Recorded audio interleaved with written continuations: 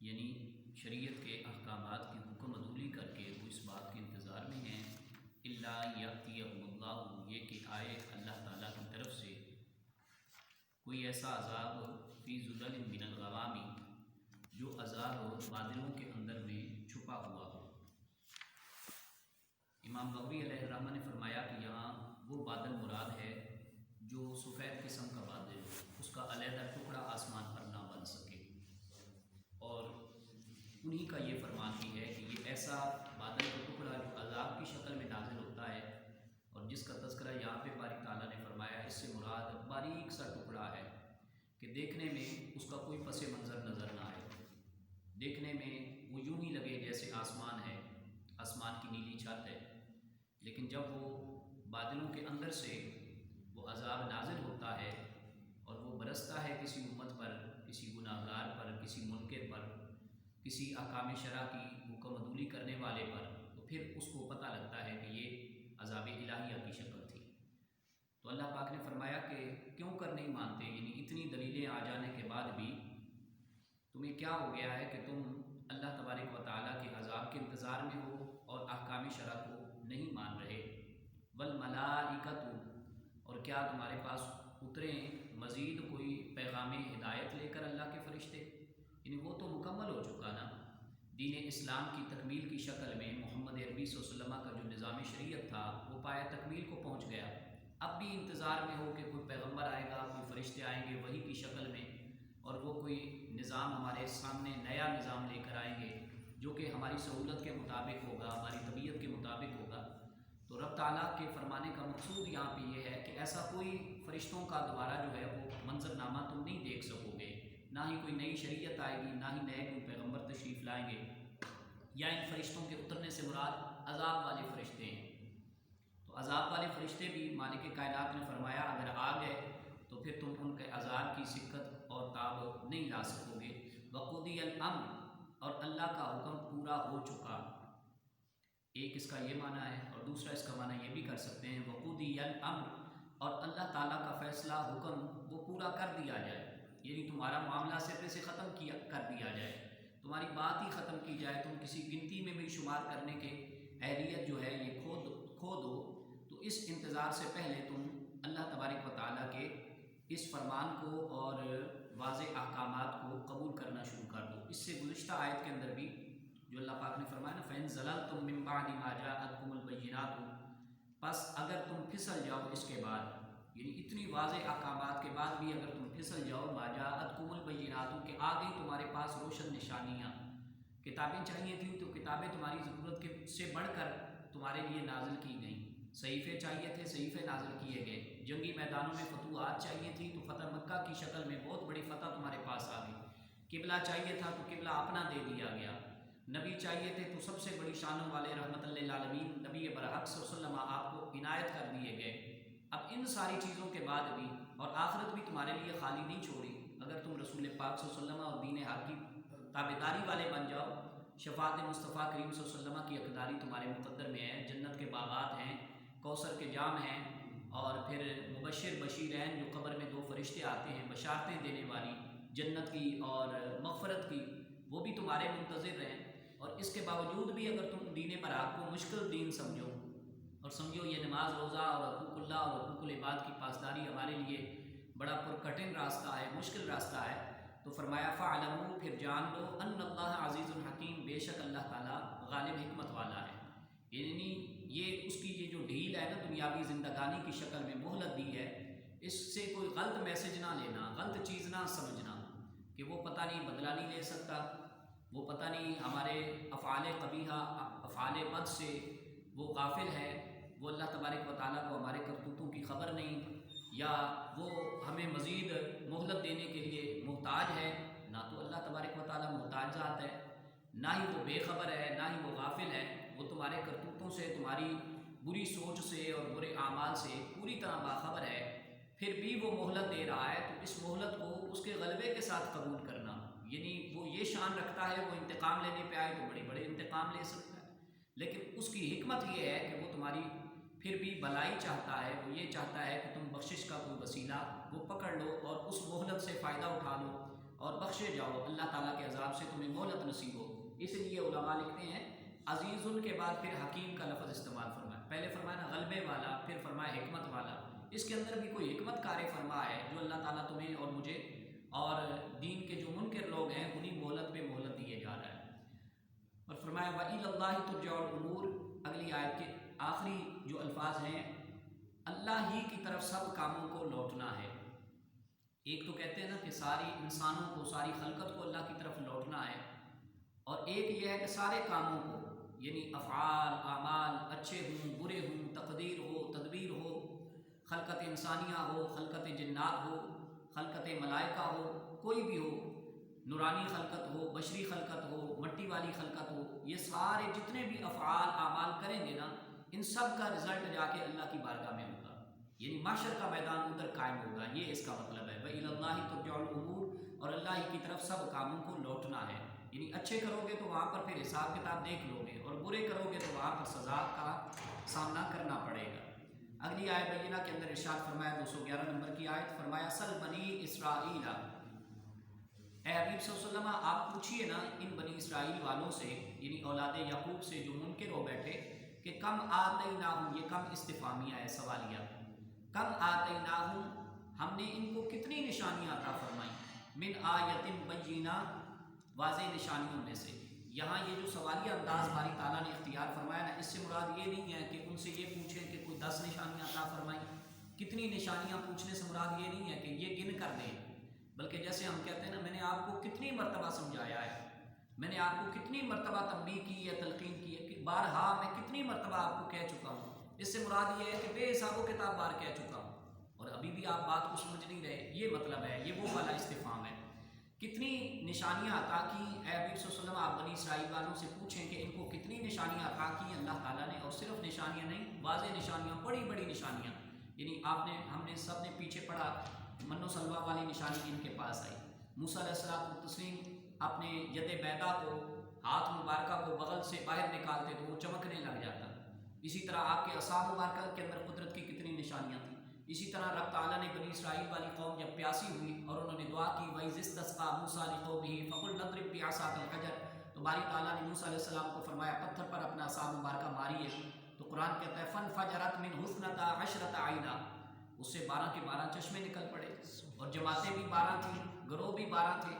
تو وہ ایک ایک جو تھا وہ چشمہ اس کے مالک بنا دیے گئے، اور ان کی یہ اللہ تبارک و تعالیٰ نے یہ جو پانی کی پیاس تھی یہ اس ذریعے سے بجھا دی، تو ان کو تو اللہ تعالیٰ کے حضور شکر گزار ہونا چاہیے تھا۔ اسی طرح متعدد پیغمبر یک بعد دیگرے اللہ پاک نے اس بنی اسرائیل قوم کو عطا فرمائے، تو اس کے باوجود یہ اگر ابھی بھی نشانیوں کے انتظار میں ہیں تو اللہ پاک فرماتا ہے وَمَن يُبَدِّلْ نِعْمَتَ اللَّهِ، اور جو شخص بدل دے اللہ کی نعمت کو۔ اب یہ جو ہم میلاد مناتے ہیں نا، اور کوئی پوچھتا ہے بھائی کس خوشی میں، ہم کہتے ہیں نعمت ہے سرکار کی، یہاں بھی اللہ کا قرآن نے یہاں جو نعمت اللہ سے مراد لیا مفسرین نے، انہوں نے فرمایا یا تو وہ جو ہدایت والے احکامات تھے نا موسیٰ علیہ السلام کی شریعت کے اندر اور انجیل مقدسہ کے اندر عیسیٰ علیہ السلام کی شریعت والے احکامات، یہاں نعمت اللہ سے وہ مراد ہے۔ اور اکثریت جو مفسرین اکرام کی ہے نا قرآن کی تفسیر کرنے والوں کی، جن میں سیدنا عبداللہ ابن عباس رضی اللہ تعالیٰ عنہ جیسے، سیدنا عبداللہ ابن مسعود رضی اللہ تعالیٰ عنہ جیسے جلیل القدر اصحاب رسول علیہ السلام ہیں، ان کی تفسیر کیا ہے، وہ فرماتے ہیں یا نعمت اللہ سے مراد مصطفیٰ کریم صلی اللہ علیہ وسلم کی مدحت ہے، آپ کی شان مطہرہ ہے، حضور اکرم صلی اللہ علیہ وسلم کا جلوہ گر ہونا ہے۔ تورات کتاب کے اندر اللہ پاک نے واضح طور پر بتا دیا تھا اس وقت آئیں گے محمد عربی صلی اللہ علیہ وسلم، فلاں زمانے کے اندر ظہور پذیر ہوں گے، فلاں کے قبیلے فلاں کی نسل سے آئیں گے، ان پشتوں سے ہو کر آئیں گے، وہ سارا نبی پاک صلی اللہ علیہ وسلم کے ظہور شریف کا ظاہر ہونے کا نسب جو سلسلہ تھا وہ سارا اللہ تعالیٰ نے بیان کیا۔ تو یہاں نعمت اللہ میں اللہ تعالیٰ نے یہ نہیں فرمایا وَمَن يُبَدِّلْ محمد، جس نے بدل دیا محمد صلی اللہ علیہ وسلم کی تعریف کو، محمد صلی اللہ علیہ وسلم کی شان کو، حالانکہ مقصود تو وہ ہے، لیکن فرمایا نعمت اللہ کی نعمت کو جس نے بدل دیا، یعنی مطلب یہ کہ سرکار صلی اللہ علیہ وسلم اللہ کی نعمت ہے، اور حضور علیہ السلام کی پتہ ہے کیا شان ہے، ایک یہ شان ہے کہ ایک تو ہوتی ہے نعمت، ایک ہوتی ہے وجہ نعمت، سبب نعمت۔ سرکار اقدس علیہ التحیۃ والثناء ہمارے نبی مکرم صلی اللہ علیہ وسلم یہ سبب نعمت ہے، وجہ نعمت ہے، یعنی خود بھی بذات خود ایسی بڑی سب سے بڑی اللہ کی نعمت ہے، نعمت عظمیٰ ہے کہ جن کی برکت سے اللہ نے اور انعامات ہمیں عطا فرمائے، جن کی برکت کی وجہ سے دیگر نعمتیں ہمیں نصیب ہوئی ہیں۔ اگر سرکار صلی اللہ علیہ وسلم کی بڑی نعمت عطا نہ ہوتی تو دیگر نعمتوں سے بھی ہمارا دامن خالی ہو جاتا۔ تو اس لیے فرمایا وَمَن يُبَدِّلْ، جو شخص بدل دے اللہ کی نعمت کو، مِن بَعْدِ مَا جَاءَتْهُ، بعد اس کے کہ وہ آ جائے ان کے پاس وہ نعمت، یعنی پہنچ جائے اللہ کی آئی ہوئی نعمت کو ٹھکرا دے، فَإِنَّ اللَّهَ شَدِيدُ الْعِقَابِ، تو بس بے شک اللہ تعالیٰ کی پکڑ، اللہ کی گرفت یہ سخت ہے۔ عقاب سے مراد عذاب بھی ہے، اللہ کا عذاب سے ڈرنا چاہیے۔ زُيِّنَ لِلَّذِينَ كَفَرُوا الْحَيَاةُ الدُّنْيَا، یہ آیت جو 212 نمبر آیت ہے نا، یہ اس کی تشریح بڑی بہت ہی پیاری تشریح ہے اور ایمان افروز اس کی تشریح ہے۔ یعنی آج کل کے حالات کے اعتبار سے بھی اگر اس مناسبت سے، اس فکر سے ہم پڑھیں سوچ کر کہ یار مسلمانوں کا آج کل کوئی پرسان حال نہیں ہے، گاجر مولی کی طرح مسلمانوں کو کاٹا جا رہا ہے، کشمیر میں ہمارے لیے کوئی پوزیشن، کوئی صورتحال آئیڈیل نہیں ہے، اسی طرح ہم بوسنیا کی صورتحال لیں، اسی طرح افغانستان کے بارڈرز کو دیکھیں، امن کی صورتحال کو دیکھیں، مسلمانوں کی غربت افلاس کو دیکھیں، معیشت کی نازک صورتحال پر نظر دوڑائیں، کوئی بھی صورتحال مسلمانان عالم کی آئیڈیل نہیں ہے۔ مسلمانوں کا اپنا کوئی اتفاق و اتحاد والا بلاک نہیں ہے، مسلمانوں کا اپنا کوئی پلیٹ فارم نہیں ہے، جس طرح اقوام متحدہ کا غیروں کا پلیٹ فارم ہے نا، مسلمانوں کا اپنا کون سا بلاک ہے؟ OIC بھی اس وقت جو مسلمانوں کی ایک تنظیم ہے وہ بھی سمجھ لیں کہ سوائے مطلب ایک نوٹیفیکیشن کے اس کا کوئی سلسلہ جاری نہیں ہوتا، اس سے آگے بڑھتا ہی نہیں نوٹیفیکیشن سے بڑھ کر۔ تو مسلمانوں کی کوئی تنظیم، مسلمانوں کا کوئی پلیٹ فارم نہیں ہے۔ آپ یہ دیکھ لیں کہ مسلمانوں کی جتنی بھی کرنسی لے لیں اس کی کوئی ویلیو نہیں ہے دنیا کے اندر۔ تو مسلمانوں کا بلاک اس وقت بہت کمزور ہے نا، تو اس کمزوری کی وجہ سے بعض اوقات مایوسی کی صورتحال بھی پیدا ہو جاتی ہے۔ یعنی ہم مسلمان نماز روزہ کرنے والے بھی، اللہ کریم کی ذات برحق سے لو لگانے والے بھی دین کی برکت سے ہم بھی کبھی کبھی مایوس ہو جاتے ہیں کہ یار یہ پھر بنے گا کیا؟ حالانکہ اس طرح کی صورتحال اور اس سے بھی نازک ترین صورتحال کئی مرتبہ ہو چکی ہے۔ جب حضور حضرت سلطان صلاح الدین ایوبی رحمۃ اللہ تعالیٰ علیہ کا دور مبارکہ تھا نا، تو اس وقت بیت المقدس شریف کی صورتحال بہت نازک تھی، اتنی صورتحال گمبھیر صورتحال ابھی کشمیر کی بھی نہیں، فلسطین کی بھی نہیں، حالانکہ کتنی دہائیاں گزر چکی ہیں کشمیر کے مسئلے کو۔ تو یہ گھٹنوں کے برابر خون آ چکا تھا فلسطین کے اندر، یعنی جب کوئی بندہ نکلتا نا تو خون کی نہر سے نہا کر وہ گزرتا، اتنا بڑا خون تھا۔ تو اللہ پاک نے اس وقت بھی حضرت سلطان صلاح الدین ایوبی رحمۃ اللہ تعالیٰ علیہ کی جاندار قیادت اور متحرک ایکٹیو قیادت کی وجہ سے اللہ نے مسلمانان عالم کو فتح یاب فرمایا۔ اور پھر اس کے بعد آپ دیکھ لیں کہ پھر کئی مرتبہ حضرت محمد بن قاسم علیہ الرحمہ کی ذات ہو، اس سے پہلے حضرت صادق ابن ابی وقاص کی ذات ہو، اور ان کے دور کے اندر عہد نبوی شریف کے اندر حضرت خالد بن ولید رضی اللہ تعالیٰ عنہ کی ہستیاں مبارکہ ہوں، یہ کئی دفعہ صورتحال بدل چکی ہے۔ آگے کی صورتحال کیا ہے اس کا پس منظر اللہ کے قرآن نے اس آیت کے اندر بیان فرمایا کہ قیامت تک یہ سلسلہ کیسے چلتا ہے، کہاں سے ہمیں فیور ملے گی، کہاں سے ہمیں سپورٹ ملے گی۔ اگر کہیں سے بھی نہیں ملتی، مسلمان امہ بھی متحد نہیں ہوتی، پھر ہمیں کرنا کیا چاہیے؟ کیا ذاتی طور پہ پریشانی لینی چاہیے جیسے آج ہر مسلمان اپنی نازک صورتحال کی وجہ سے، مالی صورتحال کی وجہ سے، بد امنی کی وجہ سے پریشان حال ہے، دہشت گردی کے زور پکڑنے کی وجہ سے پریشان حال ہے؟ تو اللہ کا قرآن کہتا ہے زُيِّنَ لِلَّذِينَ كَفَرُوا الْحَيَاةُ الدُّنْيَا، خوبصورت کی گئی کافروں کے لیے دنیا کی زندگی، ان کا یہی جہان ہے، اگلے جہان کا باب بند ہو چکا ہے ان کے لیے۔ مزین کی گئی کافروں کے لیے دنیا کی زندگی، کی کس کی طرف سے گئی؟ ظاہری بات ہے جو ذات پیدا کرنے والی ہے وہی خوبصورت بنانے والی ہے۔ تو اس رب العالمین نے کافروں کے لیے یہ دنیا کی زندگی کو مزین فرمایا، ہمیں اس پر پریشان نہیں ہونا چاہیے۔ کئی دفعہ ہمارے ذہنوں میں یہ بات بھی اٹھتی ہے کافر بھی اتنی محنت کرتا ہے، ہم بھی اتنی محنت کرتے ہیں، اور کافر کو وہ جو بہار یا برکت کہہ لیں ایمان کی نظر سے، اگرچہ ان کے لیے برکت سے وہ بھی چیز خالی ہوتی ہے، لیکن ان کو زیادہ ترقی ملتی ہے اور ہمیں ترقی کی دوڑ میں ہم پھر بھی پیچھے رہ جاتے ہیں۔ تو اصل میں ہمیں اس آیت کی روح سے یہ سمجھایا جا رہا ہے باری تعالیٰ سبحانہ و تعالیٰ کی طرف سے کہ اس میں ان کا کوئی کمال نہیں ترقی کی دوڑ میں آگے ہونے کا، اس میں بھی اللہ تبارک و تعالیٰ کی طرف سے کرم نوازی شامل ہے۔ اللہ نے ہی ان کو خوبصورت بنایا ہوا ہے، دنیا کی زندگی کے اندر ان کے لیے یہ معاملات جو ہیں یہ آسان کیے ہوئے ہیں۔ اگر زُيِّنَ کا لفظ نہ ہوتا نا، اللہ تعالیٰ ان کے لیے یہ منظرنامہ خوبصورت نہ بناتا تو وہ تو گر پڑے چکے ہوتے، اس وقت ہمارے قدموں میں آ رہے ہوتے، لیکن اللہ تعالیٰ نے یہ صورتحال ان کے لیے بنائی۔ وَيَسْخَرُونَ مِنَ الَّذِينَ آمَنُوا، اور وہ مذاق اڑاتے ہیں ان کا جو ایمان والے ہیں، جو ایمان والے ہیں۔ اس سے مراد وہ صورتحال بھی ہے کہ جب مکے کے مسلمان اسلام کا کلمہ قبول کرتے تھے نا، حضرت صہیب رضی اللہ تعالیٰ عنہ، حضرت عمار بن یاسر رضی اللہ تعالیٰ عنہ، حضرت بلال حبشی رضی اللہ تعالیٰ عنہ، تو یہ چونکہ پھر کافی غریب لوگ تھے اور کئی تو غلامی کی زندگی سے آئے تھے رسول اللہ صلی اللہ علیہ وسلم کی بارگاہ میں، تو یہ جو کافر تھے نا مکے کے، تو یہ چونکہ عمراء میں تھے تو امیر کبیر لوگ تھے، تو یہ مسلمانوں کا ٹھٹھا اڑاتے تھے، مذاق کیا کرتے تھے، اور بہت بار انہوں نے یہ بھی مذاق کیا کہ سرکار صلی اللہ علیہ وسلم کی بارگاہ میں یہ غلام جلوہ گر ہوتے تو کہتے یہ وہ لوگ ہیں، یعنی فقیری کی وجہ سے، مسکینی کی وجہ سے، غربت کی وجہ سے کہتے تھے یہ وہ لوگ ہیں جن کو ساتھ لے کر محمد عربی صلی اللہ علیہ وسلم یہ دعویٰ کرتے ہیں کہ یہ ہم پر غلبہ پکڑ لیں گے، یہ محمد عربی صلی اللہ علیہ وسلم کبھی غلبہ نہیں پکڑ سکتے اور نہ ہی کبھی ان کے ساتھ یہ فتح یاب ہو سکتے ہیں۔ تو اللہ پاک نے اسی کی طرف اشارہ فرمایا وَيَسْخَرُونَ مِنَ الَّذِينَ آمَنُوا، یہ مذاق اڑاتے ہیں ایمان والوں کا۔ اور اس کے بارے میں مجھے بخاری شریف کی ایک روایت یاد آ گئی، دوسری جلد کے اندر کتاب الرقاق ہے،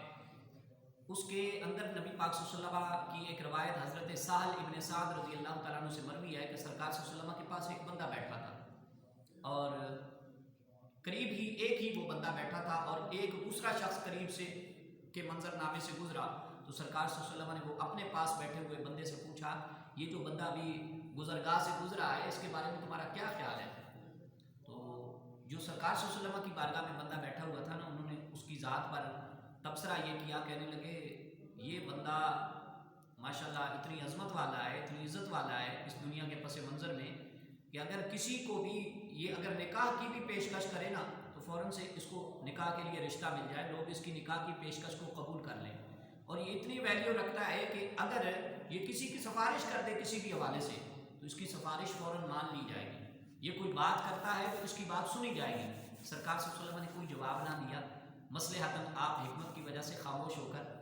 آپ تشریف فرما رہے، تھوڑی دیر کے بعد اسی شخص کے بیٹھے ہوئے ایک دوسرا شخص اور گزرا، تو نبی پاک صلی اللہ علیہ وسلم نے فرمایا یہ جو اب گزرا ہے اس کے بارے میں کیا خیال ہے؟ تو وہ جو آپ کے پاس بیٹھے ہوئے شخص تھے نا وہ دوبارہ کہنے لگے یہ جو دوسرا شخص گزرا ہے نا، یہ اگر کسی کو یعنی اس کی غربت اور مفلسی اس انداز کی ہے کہ یہ اگر کسی سے کوئی رشتہ مانگے بلکہ منتیں بھی کرے نا تو اس کے لیے کوئی نکاح کے رشتے کی جو آفر ہے یہ کوئی بھی قبول نہ کرے، یہ کسی کی سفارش کرے نا تو اس کی غربت اور افلاس کا عالم یہ ہے اس کی کوئی سفارش سنی بھی نہ جائے، کوئی بات کرے تو بات تک لوگ نہیں سنیں گے۔ تو سرکار صلی اللہ علیہ وسلم نے پتہ کیا فرمایا، یہ جو دوسرا بندہ تھا نا جس کے بارے میں یہ تبصرہ ہو رہا تھا حضور علیہ السلام کی بارگاہ میں کہ اس کی کوئی ویلیو نہیں، کوئی سنے گا نہیں، کوئی سفارش مانے گا نہیں، کوئی نکاح کے لیے آفر نہیں قبول کرے گا، سرکار صلی اللہ علیہ وسلم نے فرمایا میں محمد عربی صلی اللہ علیہ وسلم ہو کر یہ دوسرے گزرنے والے بندے جس کی غربت کا تم ذکر کر رہے ہو، یہ اگر اس کے بارے میں تمہیں پتہ بتاؤں یہ کون ہے، یہ اس وقت دنیا جہان سے بہتر بندہ ہے، یہ زمین والوں میں سب سے بڑا مقام و مرتبہ رکھنے والا ہے۔ اور اسی طرح کی ایک روایت سیاستہ کے اندر حضرت اسامہ بن زید رضی اللہ تعالیٰ عنہ سے مروی ہے، رسول اللہ صلی اللہ علیہ وسلم نے ارشاد فرمایا جب میں معراج کے سفر کو پہنچا نا اللہ سبحانہ و تعالیٰ کی بارگاہ میں اور مجھے جنت اور جہنم کا منظر نامہ دکھایا گیا تو فرمایا جہنم کے دروازے پر میں نے کئی عورتیں دیکھی کہ وہ اندر جا رہی تھیں اپنی بدعمالی کی وجہ سے، عورتوں کی تعداد زیادہ دیکھی، اور فرمایا جب میں نے جنت کے دروازے پر دیکھا تو مجھے وہ غلام وہ مفلس لوگ زیادہ نظر آئے جن کو دنیا کے اندر کوئی پوچھتا نہیں تھا، ان کی تعداد مجھے زیادہ نظر آئی، اور فرمایا یہ ویسے بھی سرکار صلی اللہ علیہ وسلم کی ایک علیحدہ سے حدیث مبارکہ ہے، میں اکثر آپ کے سامنے وہ بیان کرتا رہتا ہوں، یہ جو عمراء لوگ ہیں نا آج دنیا کے منظر نامے کے اندر امیروں کا طبقہ جس کی آج بڑی ویلیو سمجھی جاتی ہے، تھانے کے اندر بھی انہی کی ویلیو، کورٹ کچہری کے اندر بھی انہی کی ویلیو، سیاست کے میدان میں بھی وہی انٹری دے رہے ہیں، وہ جس کی سفارش کرتے ہیں اسی کو سیاسی میدان کے اندر کینڈیڈیٹ بنا دیا جاتا ہے، جس پر ہاتھ رکھتے ہیں اگر کھمبے پر بھی ہاتھ رکھے اسی کو ووٹ مل جاتے ہیں، یعنی اتنی بڑی ویلیو۔ یہ رسول اللہ صلی اللہ علیہ وسلم نے فرمایا میری امت کا کوئی فقیر مسکین غریب یہ ان بڑے بڑے دنیا کے امیروں سے 500 سال پہلے جنت میں جائے، 500 سال پہلے جنت میں جائے۔ تو غریبوں مسکینوں کو عام نہیں سمجھنا چاہیے، بلکہ ایک قرآن کی آیت ہے پارہ نمبر 3 کے اندر اس کی تفسیر یہاں تک ہے، فرمایا یہ جن کو لوگ ان کے مسکین چہرے کی وجہ سے بڑا عام سا مفلس حال سمجھتے ہیں نا، یہ اگر اللہ تبارک و تعالیٰ کی ذات کی قسم اٹھا کے اللہ کو کوئی کام کرنے کا کہہ دے نا تو اللہ تعالیٰ ان کی عرضوں کو قبول فرما دے، اللہ تعالیٰ کو کام ان درویشوں کی وجہ سے پورا فرما دیتا ہے۔ تو اس لیے یہ شان ہے شان اولیاء، چاہے تو اشارے سے اپنے کایا ہی پلٹ دیں دنیا کی، یہ شان ہے خدمت گاروں کی، امیروں کی نہیں، یہ شان ہے خدمت گاروں کی، سردار کا عالم کیا ہوگا، تو یہ تو ان فقیروں کا حال ہے۔ تو اس لیے وہ جب ہنستے تھے نا تو سرکار صلی اللہ علیہ وسلم ان پر مسکراتے تھے کہ اچھا یہ حضرت بلال حبشی رضی اللہ تعالیٰ عنہ پر ہنستے ہیں، یہ حضرت صہیب پر ہنس رہے ہیں، یہ میرے غلام حضرت عمار بن یاسر رضی اللہ تعالیٰ عنہ پر ہنس رہے ہیں، اور یہ ابتدائی دور تھا اور بڑی غربت والا دور تھا، لیکن رسول اللہ صلی اللہ علیہ وسلم نے وہاں سے بھی صحابہ کرام کو فتح مکہ کی جانب اٹھایا، سفر طے کروایا، اور یہ رسول اللہ صلی اللہ علیہ وسلم ہی قائد ہیں ایسے بڑے کہ جنہوں نے اس غریب الحال زمانے کے اندر اسلام کو وہ مقام و مرتبہ عطا فرمایا اللہ کی عنایتوں سے، اللہ کے کرم سے، کہ جہاں آج بڑے بڑے سائنسدان اور بڑے بڑے کافر لوگ، دین کے منکر لوگ، وہ سوچ کر بھی ان کے جسم پر لرزہ طاری ہو جاتا ہے۔ تو اللہ تعالیٰ نے قرآن مجید کے اندر فرمایا دنیا کے اندر چاہے ان کا کوئی مذاق بنائے، والذین اتقوا فوقہم یوم القیامہ، یہ جو متقی لوگ ہیں نا، یہ نہیں فرمایا وہ لوگ، وہ متقی فرمایا، یعنی اللہ کے ہاں بھی ان کا تقویٰ پہنچ چکا ہے کہ وہ کتنے پرہیزگار لوگ ہیں جنہوں نے اسلام کی خاطر اس غریب الوطنی کے دور میں بھی مشکلات برداشت کی، اور آج بھی جتنے مجاہدین